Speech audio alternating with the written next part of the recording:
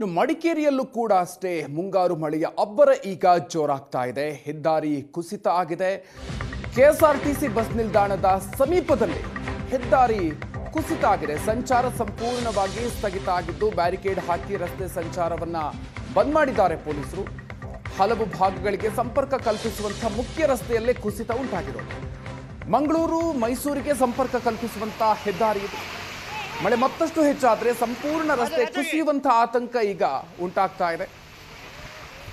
ಸಂಚಾರ ಬಂದ್ ಮಾಡಿ ಬದಲಿ ಮಾರ್ಗದಲ್ಲಿ ವಾಹನ ಸಂಚಾರಕ್ಕೆ ಅವಕಾಶವನ್ನು ಮಾಡಿಕೊಡಲಾಗಿದೆ. ಕುಸಿತ ಇರುವಂತಹ ಭಾಗಕ್ಕೆ ಟಾರ್ಪಲ್ ಹಾಕಿ ಮುಚ್ಚಿದ್ದಾರೆ ತಾಲೂಕು ಆಡಳಿತ. ಮಡಿಕೇರಿಯಲ್ಲೂ ಕೂಡ ಅಷ್ಟೇ ಜೂನ್ ತಿಂಗಳಾದ್ಯಂತ ಅಲ್ಲಿ ಮಳೆ ಬಹಳಷ್ಟು ಕಡಿಮೆ ಆಗಿತ್ತು. ಹೀಗಾಗಿ ಆತಂಕದ ವಾತಾವರಣ ಇತ್ತು. ಇದೇ ರೀತಿಯಾಗಿ ಕಂಟಿನ್ಯೂ ಆದರೆ ಹೇಗಪ್ಪ ಅಂತ. ಆದರೆ ಜುಲೈ ಆರಂಭ ಆಗ್ತಾ ಇದ್ದಂತೆ ಮುಂಗಾರು ಮಳೆಯ ಅಬ್ಬರ ಈಗ ತೀವ್ರಗೊಳ್ತಾ ಇದೆ.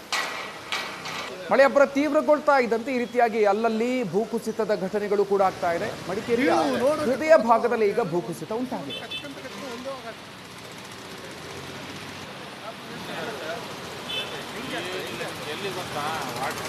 ಕೊಡಗು ಜಿಲ್ಲೆಯಲ್ಲಿ ಕಳೆದ 3 ದಿನಗಳಿಂದ ನಿರಂತರವಾಗಿ ಮಳೆ ಸುರಿತಾ ಇದೆ. ಅದರಲ್ಲೂ ಕೂಡ ನಿನ್ನೆ ಸಂಜೆಯಿಂದ ಆರಂಭವಾದಂತಹ ತೀವ್ರ ತರುವಂತಹ ಮಳೆ ಕೆಲವು ಕಡೆ ಸಾಕಷ್ಟು ಅನಾಹುತಗಳನ್ನು ಸೃಷ್ಟಿ ಮಾಡ್ತಿರೋಂಥದ್ದು ನೋಡ್ಬೋದು.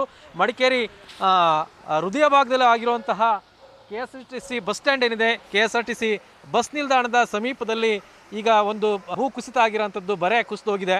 ಸೊ ಇದರಿಂದಾಗಿ ಈಗ ಸಂಚಾರ ಸಂಪೂರ್ಣ ಸ್ಥಗಿತ ಆಗ್ತಾ ಇದೆ. ಅಂದರೆ KSRTC ಬಸ್ ನಿಲ್ದಾಣದಿಂದ ಮುಖ್ಯವಾಗಿ ಹೋಗುವಂತಹ ಏನು ಕುಶಾಲನಗರ, ಮೈಸೂರು, ಹಾಗೆಯೇ ಮಂಗಳೂರು ಹೆದ್ದಾರಿಗೆ, ರಾಷ್ಟ್ರೀಯ ಹೆದ್ದಾರಿಗೆ ಸಂಪರ್ಕ ಕಲ್ಪಿಸುವಂತಹ ರಸ್ತೆ ಇದು. ಹಾಗೆಯೇ ನಗರದ ಬಹುತೇಕ ಭಾಗಗಳಿಗೆ ಸಂಪರ್ಕವನ್ನು ಕಲ್ಪಿಸುವಂತಹ ಹೃದಯ ಭಾಗದ ರಸ್ತೆ ಆಗಿರೋದ್ರಿಂದ ಈ ರಸ್ತೆ ಕುಸಿತಿರೋದ್ರಿಂದ ಈಗ ಸಂಚಾರಕ್ಕೆ ಸಂಪೂರ್ಣ ಅಡಚಣೆಯಾಗಿದೆ. ಸಂಪೂರ್ಣವಾಗಿ ಬ್ಯಾರಿಕೇಡ್ಗಳನ್ನು ಅಳವಡಿಸಿ ಯಾವುದೇ ವಾಹನಗಳ ಸಂಚಾರ ಇಲ್ಲಿ ಆಗಬಾರ್ದು ಅನ್ನೋಂತಹ ರೀತಿಯಲ್ಲಿ ಈಗ ನಿರ್ದೇಶನವನ್ನು ಶಾಸಕರಂಥ ಮಂತ್ರಗೌಡರವರು ಪೊಲೀಸರು ಇಲಾಖೆಗೆ ನೀಡಿದ ಹಿನ್ನೆಲೆಯಲ್ಲಿ ಪೊಲೀಸರು ಕೂಡ ಮುನ್ನೆಚ್ಚರಿಸಿಕೊಂಡು ಈಗ ಸಂಚಾರವನ್ನು ಸ್ಥಗಿತ ಮಾಡ್ತಾ ಇದ್ದಾರೆ. ಸೊ ಏನು ಸಂಪೂರ್ಣವಾಗಿ ಕುಸಿತೋಗಿದೆ ನೋಡ್ಬೋದು. ಬೆಳಗ್ಗೆಯಿಂದನೂ ಕೂಡ ನಿರಂತರವಾಗಿ ಕುಸಿತನೇ ಇದೆ.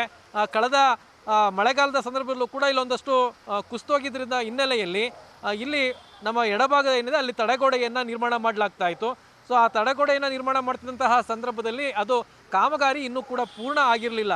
ಹೀಗಾಗಿ ಇದು ಮತ್ತೊಂದಷ್ಟು ಕುಸಿಲಿಕ್ಕೆ ಕಾರಣ ಆಯ್ತಾ ಅನ್ನೋಂತಹ ಅನುಮಾನ ಇದೆ. ಒಟ್ಟಿನಲ್ಲಿ ನಿನ್ನೆ ಸಂಜೆಯಿಂದ ಧಾರಾವಾರವಾಗಿ ಮಳೆ ಸುರಿತಿರೋಂಥದ್ದೇನಿದೆ ಅದು ಇಷ್ಟೆಲ್ಲ ಸಮಸ್ಯೆಗಳಾಗಲಿಕ್ಕೆ ಕಾರಣ ಆಗಿದೆ. ಸೊ ಸಾಕಷ್ಟು ಭಾಗಗಳಲ್ಲಿ ಈಗಾಗಲೇ ನದಿಗಳೆಲ್ಲವೂ ಕೂಡ ತುಂಬಿ ಹರಿತಾ ಇರೋಂಥದ್ದು. ಸೊ ಈಗ ಇನ್ನೂ ಕೂಡ 2 ದಿನಗಳ ಕಾಲ ಆರೆಂಜ್ ಅಲರ್ಟನ್ನು ಕೊಡಗು ಜಿಲ್ಲೆಗೆ ಈಗಾಗಲೇ ಘೋಷಣೆ ಮಾಡಿದ್ದು, ಇನ್ನೂ ಕೂಡ ಸಾಕಷ್ಟು ಮಳೆ ಬರುವಂತಹ ಸಾಧ್ಯತೆ ಇದೆ. ಒಂದು ವೇಳೆ ಏನಾದ್ರೂ ಇದೇ ರೀತಿಯಾಗಿ ಮುಂದುವರೆದ್ರೆ ಏನಿಲ್ಲಿ ನಮ್ಮ ಹಿಂಭಾಗದಲ್ಲಾಗಿರುವಂತಹ ಈ ಭೂಕುಸಿತ ಏನಿದೆ ಇದು ಇನ್ನಷ್ಟು ಆಗುವಂತಹ ಸಾಧ್ಯತೆ ಇದೆ. ಸೊ ಹಾಗಾಗಿ ಸಾಕಷ್ಟು ಸಮಸ್ಯೆಗಳಾಗುವಂತಹ ಎಲ್ಲ ಲಕ್ಷಣಗಳು ಕೂಡ ಕಂಡು ಬರ್ತಾ ಇದೆ. ಕ್ಯಾಮ್ರಾಮನ್ ಪ್ರದೀಪ್ ಜೊತೆ ರವಿ ಎಸ್ಸಳ್ಳಿ, ಏಷ್ಯಾನೆಟ್ ಸುವರ್ಣ ನ್ಯೂಸ್, ಕೊಡಗು.